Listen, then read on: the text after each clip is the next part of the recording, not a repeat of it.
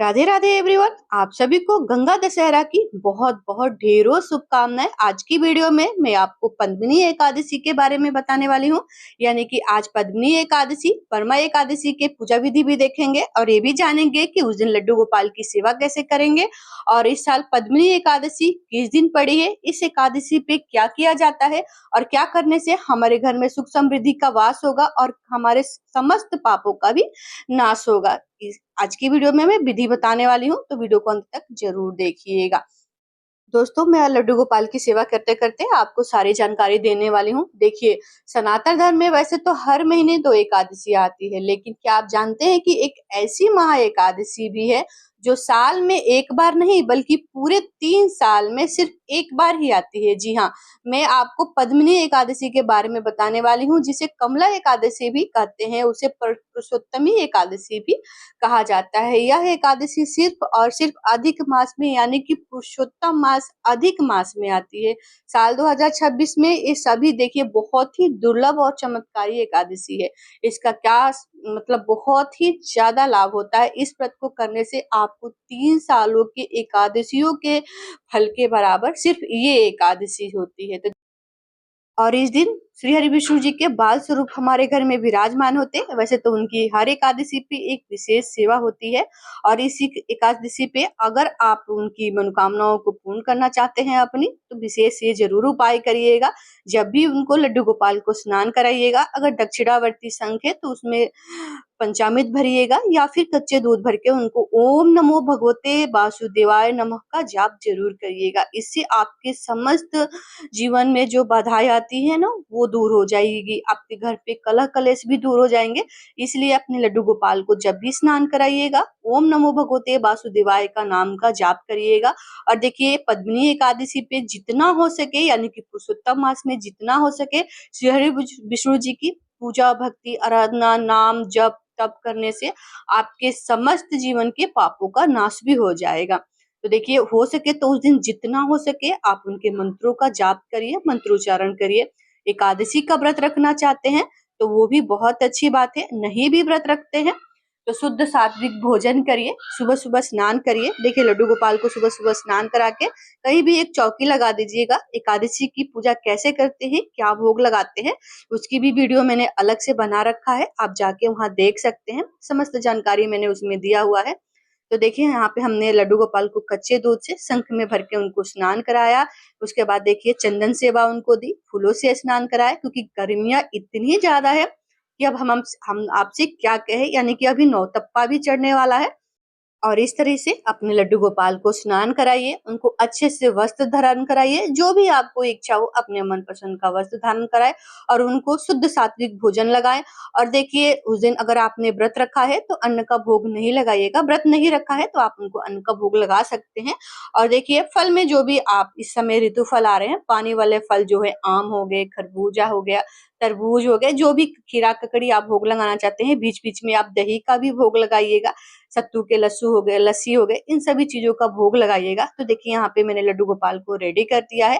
अपने मनपसंद का वस्त्र हमने धारण कराया है।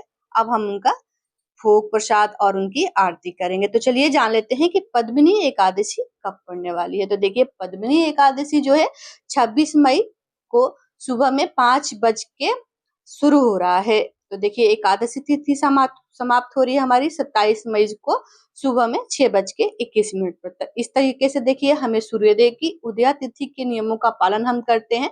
और सूर्योदय यानी कि उदया तिथि जो होती है, एकादशी द्वादशी युक्त थी, एकादशी अच्छी मानी जाती है। तो देखिए, इस तरीके से आपको व्रत रखना है 27 मई को। और 27 मई को देखिए, आपको मैंने बता दिया है कि कब से कब तक रहने वाला है। तो 27 मई को आप इस तरह से पूजन करिएगा और 26 तारीख को दशमी के नियमों का पालन करिएगा। और आज के दिन यानी कि सोमवार के दिन ही आपको तुलसी दल पत्र के तोड़ के रख लेने हैं, क्योंकि बिना तुलसी दल पत्र के भोग स्वीकार नहीं करते हैं। तुलसी की सूखी लकड़ी भी होगी। वैसे तो गर्मियां हैं, ज्यादातर तुलसी जी सूख रही हैं, आप इसका ध्यान रखिएगा।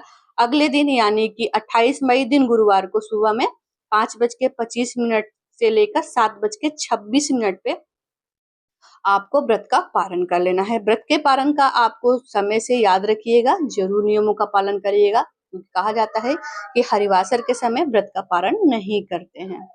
तो देखिए आप इन नियमों का जरूर पालन करिएगा और देखिए 3 साल में एक बार आने वाली इस पावन अवसर को हाथ से मत जाने दीजिएगा। अगर आप व्रत नहीं भी कर पा रहे हैं तो इस दिन भगवान विष्णु के ओम नमो भगवते वासुदेवाय नमः का जाप जरूर करिएगा। शुद्ध सात्विक रहते हुए पूजन करिएगा। आपको ये जानकारी कैसी लगी इसके बारे में भी बताइएगा। और देखिए चलिए बात करते हैं कि एकादशी में सबसे बड़ी क्या होती है। जैसे कि मान लीजिएगा दशमी के नियमों का आप पालन करिएगा, एकादशी का व्रत नहीं भी रख सकते हैं तो सिर्फ शुद्ध सात्विक भोजन करते हुए आप श्री विष्णु जी के किसी भी स्वरूप का आप पूजन कर सकते हैं। यानी कि कोई भी उनकी मूर्ति हो गई, श्री विष्णु जी की फोटो हो गई, और जैसे कि हमारे घर में बाल स्वरूप लड्डू गोपाल विराजमान होते हैं तो सिर्फ आप उनकी भी पूजन कर लीजिएगा। उनको सुबह सुबह जल्दी से स्नान करा के उनको अच्छे से वस्त्र धारण कराइएगा। और देखिए चंदन का तिलक आप जरूर लगाइएगा। मखाने की खीर बनाइएगा, मखाने की खीर नहीं तो मखाना ही भोग में लगा के दूध का भोग लगा दीजिएगा। फल में देखिए ऋतु फल में जो भी आपको मिल जाता है, खरबूजा, तरबूज यानी कि आम, जो भी आपको ऋतु फल इस मौसम में ऋतु फल मिलता है उनका आप भोग लगाएं। और देखिए इस तरीके से आप हमने मिलकर लड्डू गोपाल की सेवा पूजा भी कर ली, उनका भोग भी लगा दिया। इस तरीके से देखिए हम लड्डू गोपाल की आज की पूजा भी कर लिए। अब जो भी होता है देखिए मंत्रों का जितना उच्चारण जाप करेंगे ना उतना ही आपके समस्त पापों का नाश भी हो जाएगा। और देखिए दिन अच्छा है तो उस दिन सुबह सुबह आप तुलसी पूजन भी कर सकते हैं।